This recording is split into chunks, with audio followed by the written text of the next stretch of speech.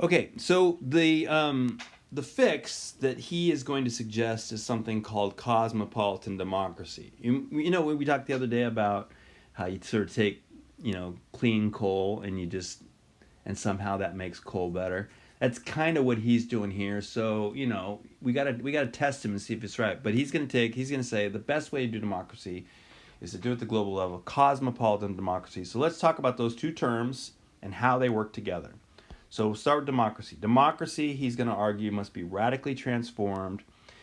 And this would not be the first time we've radically transformed democracy. I mean, in the past, in the ancient Greece, what democracy meant was everybody, well, not everybody, sorry about that, the men, but those who had a vote, they could vote on everything. And now we talk about representative democracy. I don't vote on things, I vote on people who vote on things.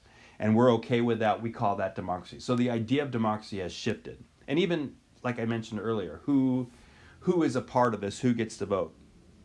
Today, what he's going to argue is participation and inclusion must be extended inside and outside of states. If we think democracy is good inside states, then democracy should be good at a global level too. We should be happy with that. Why wouldn't we be? And so the method for this is, again, what he's going to say is cosmopolitan democracy, a new structure for global governance. Yes, I'm going to be a little vague on this because the book, that's why you're reading the book on this. That being said, let's crack this open. Democracy's big problem. Democracy has a big problem, and that is, what is the process for determining who is included? So if democracy is rule by the people, then the question is, who exactly are the people? How do you determine whether that person there is part of the people or not? They get a vote or not?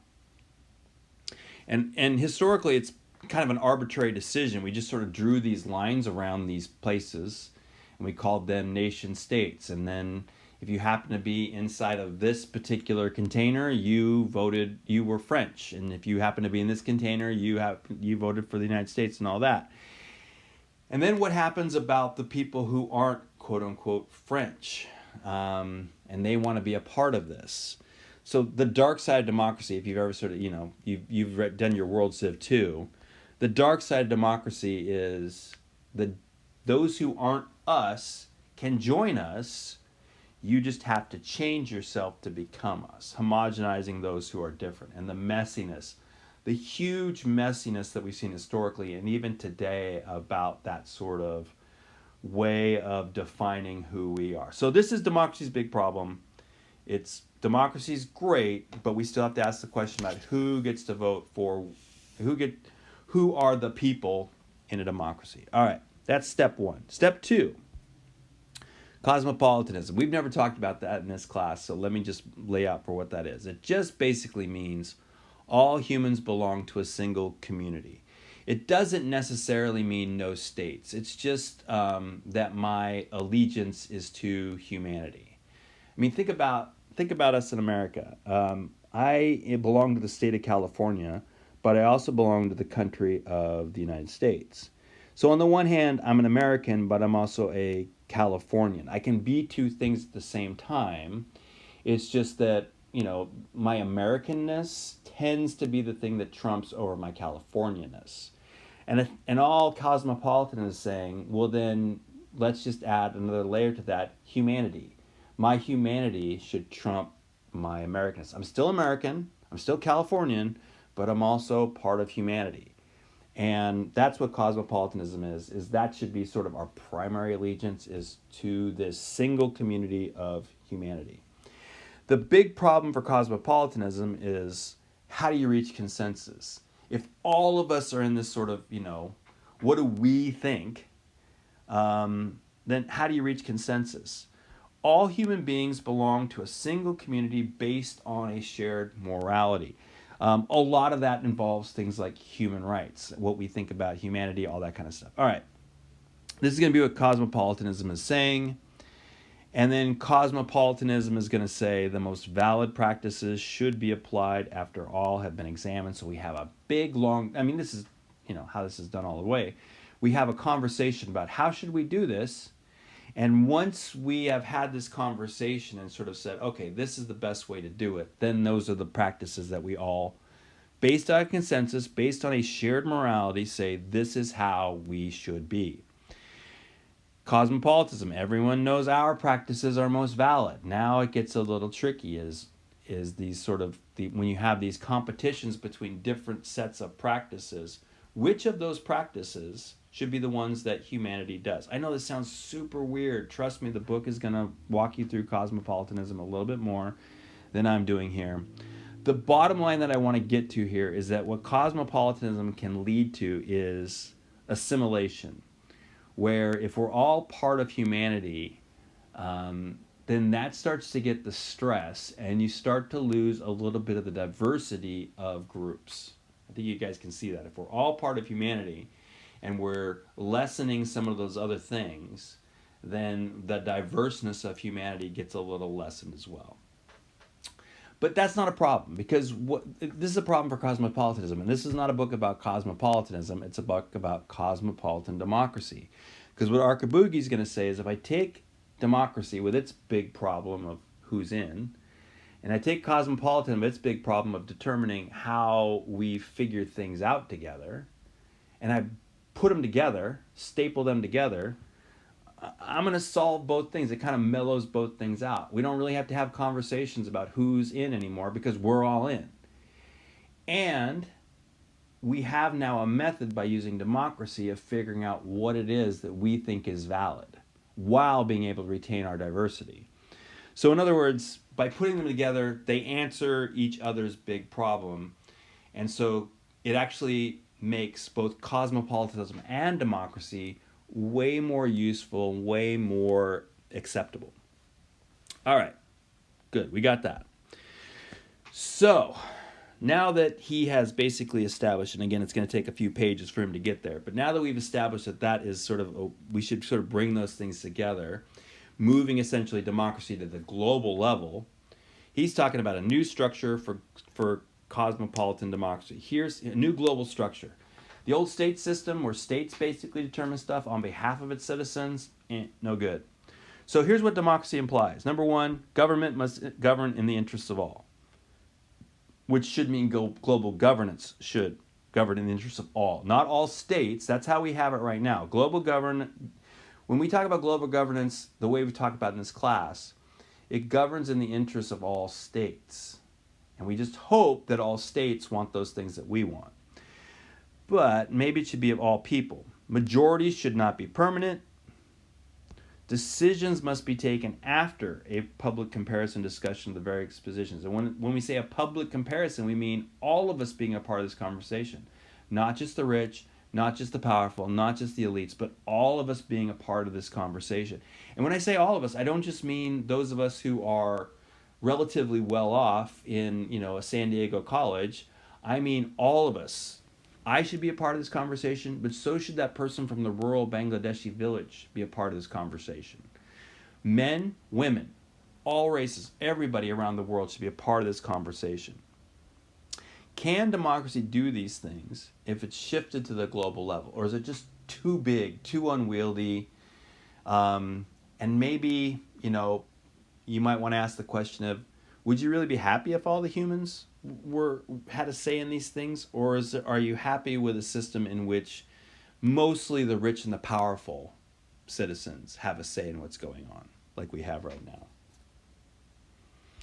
So, and again, it's a really simple concept that sounds more complicated than this, but he's just really saying the global system should not be based on majority of states or even a majority of powerful states. The global governance structure, how we make decisions at the global governance level, should be determined by democracy, where we all get a vote. All humans get a vote.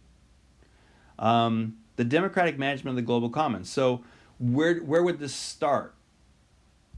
Not everything at first. Remember functionalism? It's sort of, we got to get the easy things done first. And then once we've shown that it works there, we're going to sort of build to the more difficult things. So that means, what do we tackle first? And what he's going to argue in this book, and again, I'm jumping ahead a little bit, 'cause I'm going to jump back to something in just a second. But for now, I just want to talk about this idea of, he's going to just focus on a few things, like, for example, control over the use of force. This is something that we should really get a handle on first: acceptance of cultural diversity, self-determination of peoples. What that means is, who is a people group? Monitoring internal affairs like human rights protection and sustainable environments.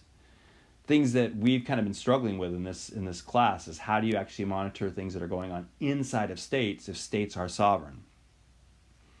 And that to make sure that the management of global problems is participatory, meaning we're all a part of this thing. It's not just sort of states doing it.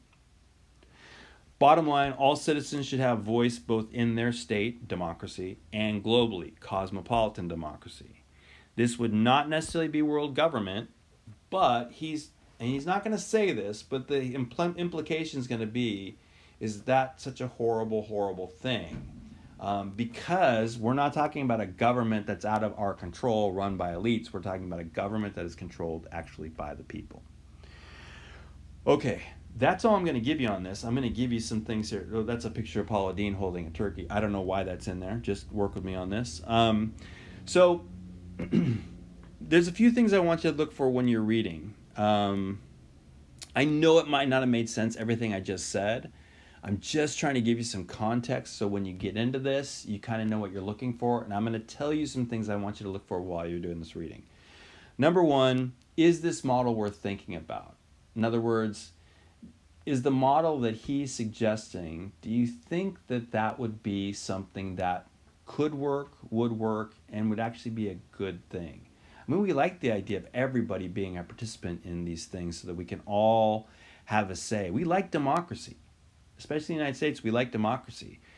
But is that really what we like? Or do we just like the fact that we like democracy inside, but we like ruling the world outside? And so democracy would cut into our ability to do that. We'd be in the minority all of a sudden. And is that what we want? Can it work if it's implemented slowly? Like, yeah, if tomorrow you wake up and there's something in the paper saying, hey, we're all cosmopolitan democracy, yeah, it's not going to work. But if this was implemented slowly, do you think that it could, 20, 30 years from now, this would be a model that could be in place? But here's the more important thing that I want you to think of in terms of both what you're working on now and on the final exam. If this model were implemented, if we sort of did democracy at the global level and the things that he talks about in this book in terms of how that would play out, what would some of the positives and the negatives be? Like, what would be good about this model and what would be bad about this model relative to the model we have right now, which is states run things? And I also want you to take your particular public good, the one you're working on for your paper. You are almost certainly trying to solve that public good in the context of the state system. So if this was implemented, this this cosmopolitan democracy at the global level, would it make providing your particular public good easier or harder? That's what I'd kind of like you to really think about there is, if the system were different, would that be good for your public good or not? Should we think about changing the system? I know it seems like such a big ask, big question, but systems aren't just things that are natural oftentimes. Systems are constructed, and we can just construct different systems if the old systems aren't working, or they're unjust, or they're unfair, or biased, or whatever.